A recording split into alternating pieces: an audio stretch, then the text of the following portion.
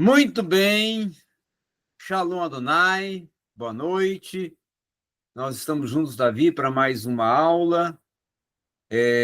Também esta aula, como foi a anterior de homilética, será gravada, tendo em vista o seu horário não ter dado certo para a gente participar ao vivo juntos. E eu vou fazer essa aula hoje dentro da proposta da escatologia, para nós concluirmos aquele estudo sobre correntes, sobre escolas de interpretação, sobre os posicionamentos que cada uma tem dentro dos diversos assuntos que trata a escatologia.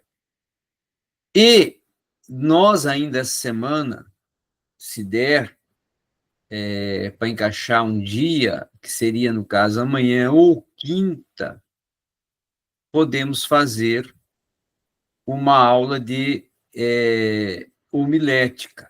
E também na sexta-feira eu tenho aula às 19h40. Se você tem disponível sexta-feira das 18 às 19, também dá para ser na sexta. Aí você interage aí e me fala lá no WhatsApp. Muito bem. Vamos, então, partir para a conclusão daquele assunto de abordagem sobre o que cada escola defende e posiciona-se e tem por proposta dentro do que tange a sua posição referente à escatologia, tá? E aí, mediante a isso, nós vamos trabalhar com aquele quadro que trabalhamos na aula passada. Partindo hoje já para a interpretação e a posição que cada uma dessas escolas possui sobre o arrebatamento da igreja, o harpazo, retirada, né, abrupta, né, como está lá dentro da proposta terminológica utilizada por Paulo na primeira epístola aos Tessalonicenses, capítulo 4, não é? Como também em 1 Coríntios 15, 54 a 58. O amilenismo clássico defende que a igreja, ela, nesse caso, irá passar pela tribulação, tá? Então, automaticamente não crê no arrebatamento. O arrebatamento ocorre depois da tribulação, não é um arrebatamento para, nesse caso, levar a igreja, mas é levar a igreja após ter passado por tribulação. É uma distorção hermenêutica que o amilenismo clássico faz, tá?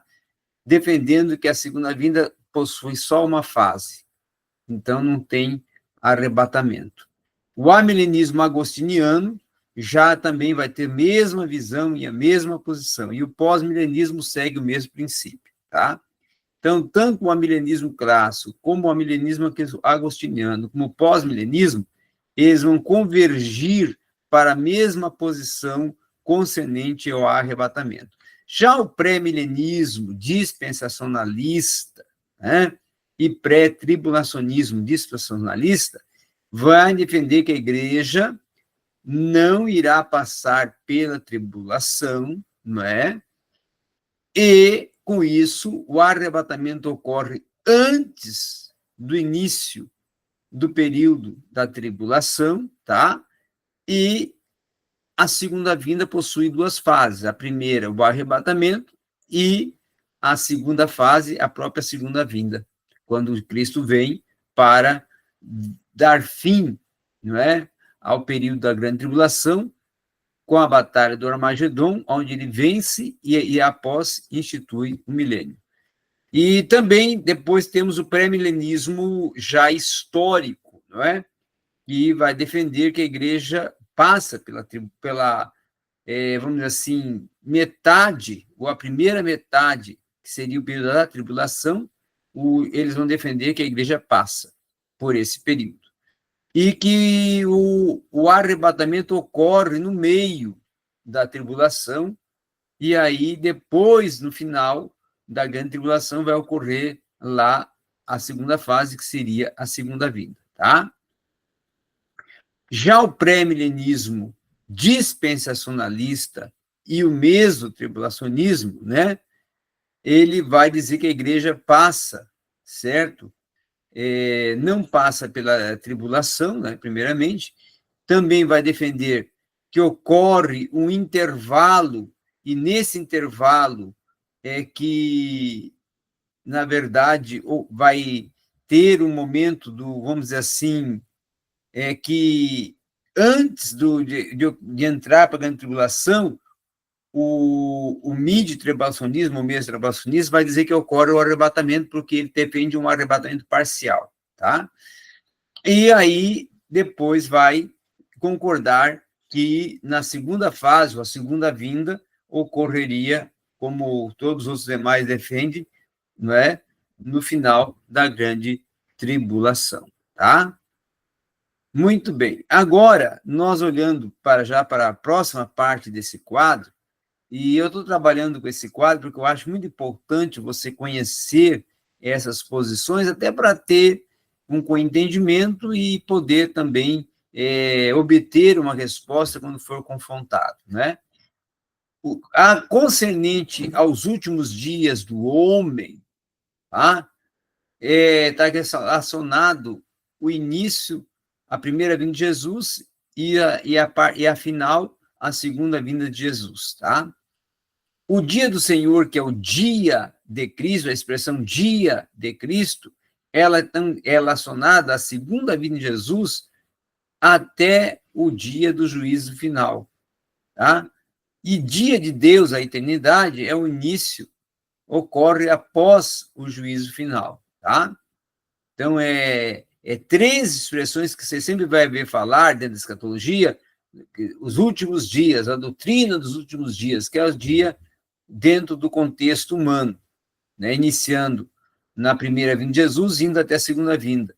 O dia do Senhor, né? Que aí, justamente, vai iniciar na segunda vinda de Jesus até o dia do juízo final, que seria justamente o período da ira de Deus está sendo derramado sobre a terra, que é o período da tribulação e grande tribulação, tá? O dia do Senhor então, é um designativo utilizado na escatologia para indicar o período tribulacional e também da grande tribulação, tá?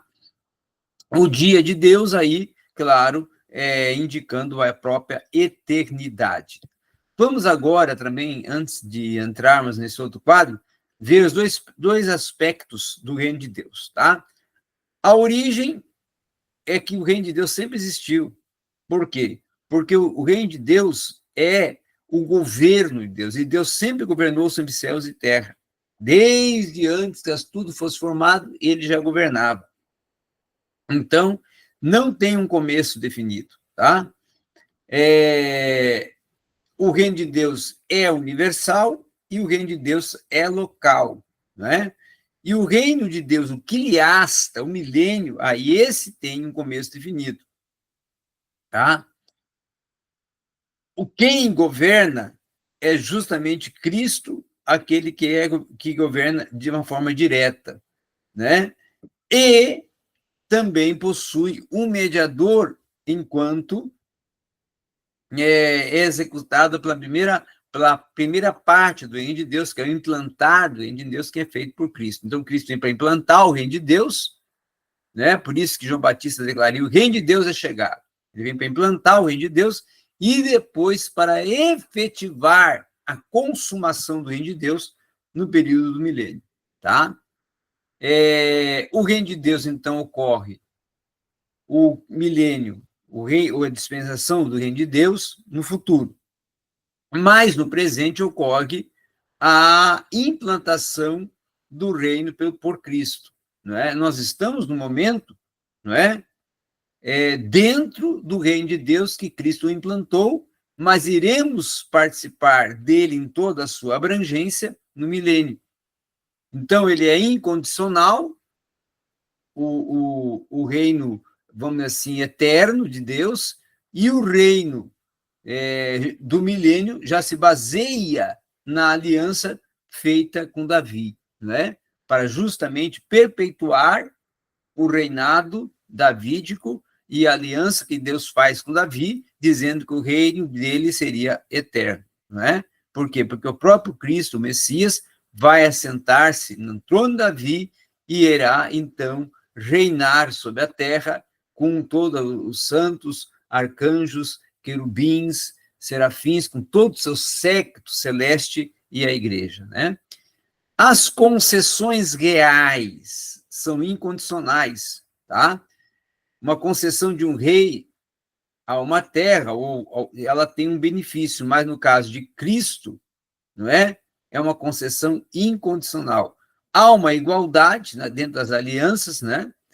E há também uma questão condicional relacionada a possuir sempre um sucerano, um líder, um governante, e também, automaticamente, um servo, que é, no caso, os santos, os salvos em Cristo, que são servos de Cristo e estão dentro da aliança.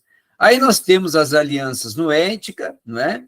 Que ela é uma aliança de contexto que está implícita em Gênesis, quando Noé sai da arca, e essa seria uma aliança propondo a questão, principalmente, do início, né, do projeto e plano salvífico, né, da reconstrução da humanidade, e aí ela tem um contexto tipológico de concessão real, não é? Os participantes, nesse caso, são aqueles que saíram vamos dizer assim, da arca, e são automaticamente os descendentes de Noé, né?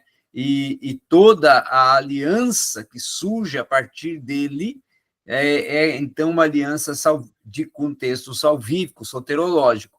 Então, é uma promessa divina, essa aliança, que ela é incondicional, de nunca destruir a vida da terra. Foi feita essa promessa para com Noé, que a terra nunca mais seria destruída através de uma catástrofe natural, como foi o caso do dilúvio, tá? A aliança abrâmica, que ela é uma aliança de posteridade, que ela é uma aliança de prosperidade também, e de dimensão soterológica também, porque está relacionada com a salvação do povo israelita, certo?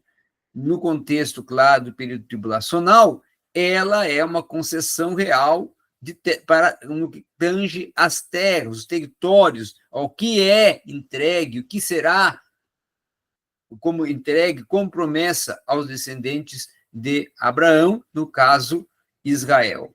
E, nesse caso, também os participantes toda a descendência de Abraão, que, nesse caso, é o Israel nação, não é? Descendente de Abraão, que tem a promessa retificada, a promessa feita a Abraão retificada em Isaac e amplificada também em Jacó, que depois vai se tornar-se Israel e vai gerar a nação. A aliança também, depois a do Sinai, já é a aliança do Berite, a aliança do pacto, do compromisso feito entre Deus e Israel, com a proposta de que Israel é agora a menina dos seus olhos. Por quê? Porque Deus agora está fazendo um pacto, uma aliança que foi selada no Monte Sinai com sangue de bodes e touros, e nesse momento cumpre-se aquele lema: vós sereis o meu povo e eu serei o vosso Deus. Mas para que alcance todas as bênçãos, benefícios dessa aliança, claro, é preciso o compromisso ser de fidelidade da parte do homem, da parte, no caso, dos israelitas. E essa é uma promessa que tem o sentido também, vamos dizer assim, de contexto condicional, porque ele precisa ser fiel à aliança, precisa se cumprir o que está proposto dentro dos estatutos da aliança, para que alcance o que está prometido por Deus, de Deus ser aquele que irá velar pelo seu povo. Mas para Deus velar pelo seu povo, o povo precisa ser fiel à aliança, fiel ao compromisso feito com ele, de o servir, de o adorar e de obedecer os seus mandamentos, como foi feito esse compromisso lá no Sinai, aos pés do Monte Sinai. Depois nós vamos ter também a própria aliança, não é, davídica, não é, que já é a aliança que está relacionada diretamente, certo, com vamos dizer assim, o pacto do milênio, que é justamente a continuidade, não é, do reino davídico, uma promessa que ela é incondicional para estabelecer e sustentar a continuidade, a perpetuidade da dinastia davídica através do Messias, que veio da linhagem de Davi, como sendo chamado filho de Davi, né? E com isso nós vamos ver depois a nova aliança, que é uma promessa que sai da boca, melhor dizendo, de Jeremias, no capítulo 31, como ele profetiza sobre a nova aliança. Ela é prometida a um Israel que naquele quadro, daquele momento, se encontrava em rebelião e estava totalmente desligado, afastado da comunhão, né, de intimidade, de conciliamento com Deus, e por isso vai pagar um preço, certo? E vai ter a sua consequência, mas a promessa divina, ela é, nesse caso, mantida, e ela se torna incondicional ao Israel fiel, porque Deus mesmo diz, lá através de Ezequiel, Deus vai dizer em Ezequiel 16:60, que, contudo, porém, eu não me esquecerei de ti, não é? E serei fiel à aliança feita nos dias da tua mocidade, não é?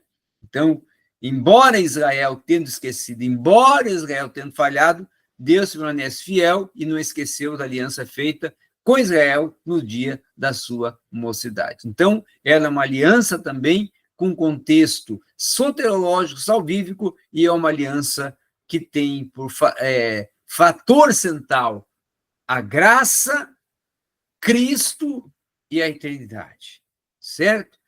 Então, esses seriam os assuntos que tratam, que abordam a escatologia no contexto das interpretações que fazem cada uma dessas correntes. O que nós precisamos ressalvar e guardar em nossa memória, que é o mais debatido, questionado, polemizado dentro da igreja, não é?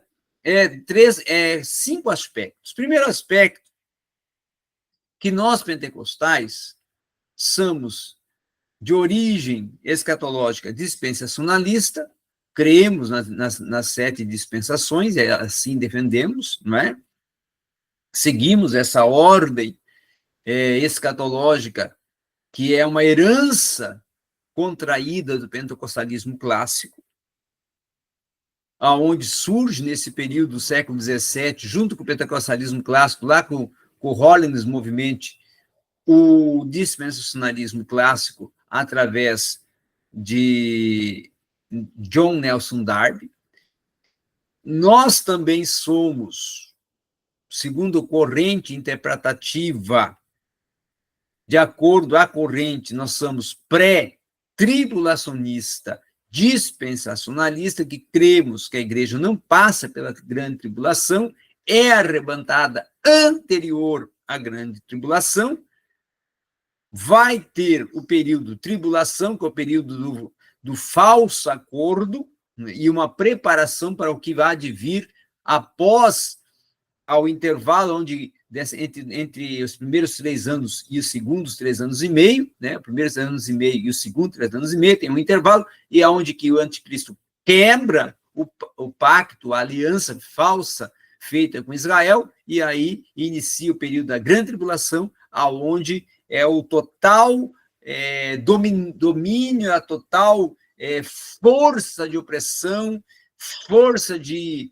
subjugação que o anticristo impõe sobre os judeus, perseguindo-os e com a total proposta de consumi-los, por fim, na religião do judaísmo, no caso, a religião a qual eles professam, e voltar-se totalmente contra Cristo e exigir aí que aqueles que querem viver se rendam a ele e sigam os seus propósitos e a sua liderança e as suas exigências. Tá? E aí, claro, entramos no contexto do Apocalipse 6 até o Apocalipse 19.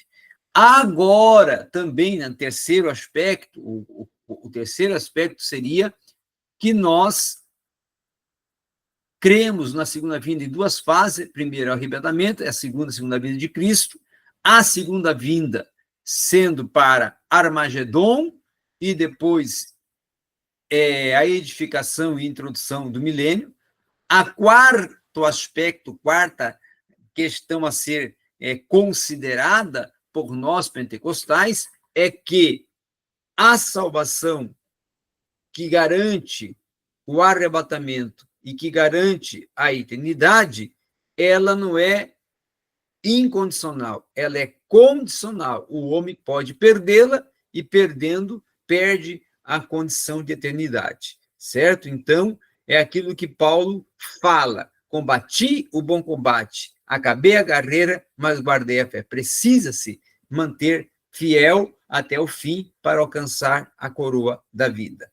Já a quinta posição, o quinto sentido que você precisa guardar no contexto da escatologia pentecostal que nós defendemos é que os eventos que se seguem numa ordem sequencial seria arrebatamento, a glorificação que ocorre nos ares, não é?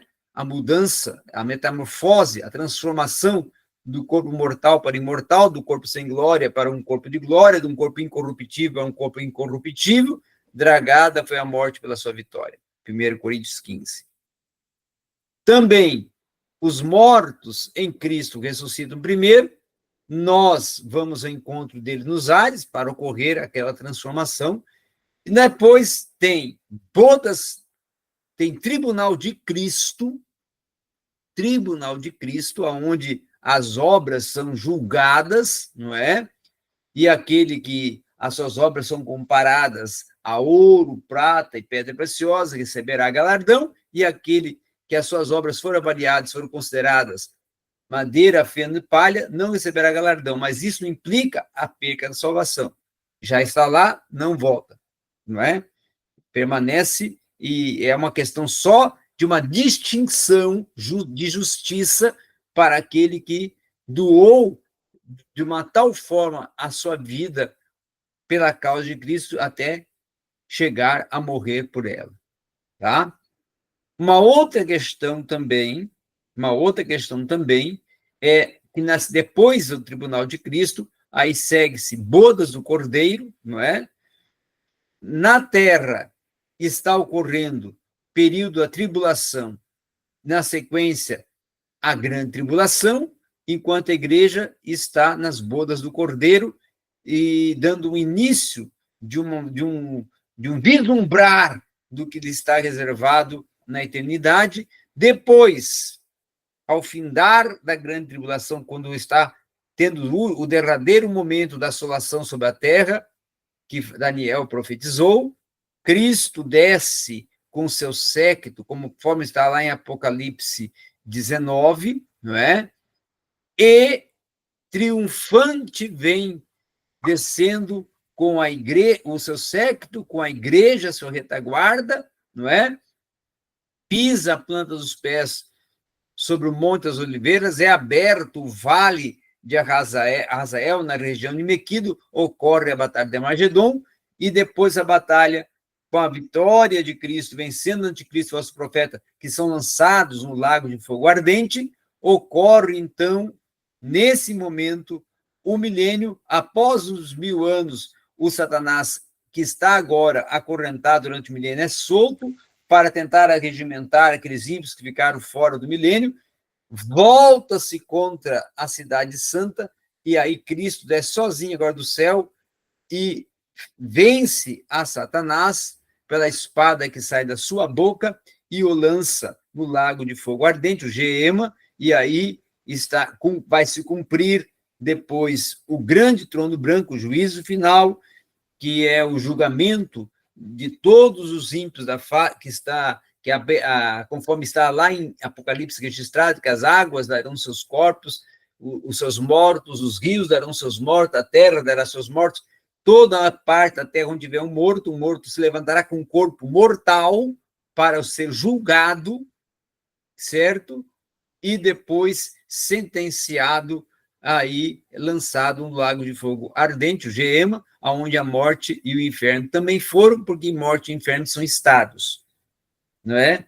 Por isso que vão ser lançados também no lago de fogo ardente. Mas tudo isso, essa ordem todinha, nós estaremos estudando parte por parte, de uma forma até exegética, e aí entraremos depois numa exegese de Ezequiel, uma exegese de Daniel, uma exegese de Apocalipse, compreenderemos a Apocalíptica judaica, compreenderemos a escatologia do Novo Testamento. Então ainda tem muita coisa ainda para nós estudarmos, trabalharmos. Na próxima aula vamos estudar sobre as escolas de interpretação hermenêutica para a escatologia, a futurista, a idealista e a preterista. Nós vamos estudar sobre essas 3 escolas e, na sequência, aí iniciamos a estudar evento por evento, ok? Muito obrigado, era isso que eu tinha aqui para concluir e tratar no dia de hoje, nesta aula. Lembrando que se você tiver um espaço de tempo para termos a aula de homilética ainda essa semana, a segunda aula de homilética, você me fala para nós fazermos essa aula de homilética ainda nesta semana, ok? Então era isso, vamos em frente, tem muito para a gente compartilhar, aprender e crescer, porque ainda é só o começo.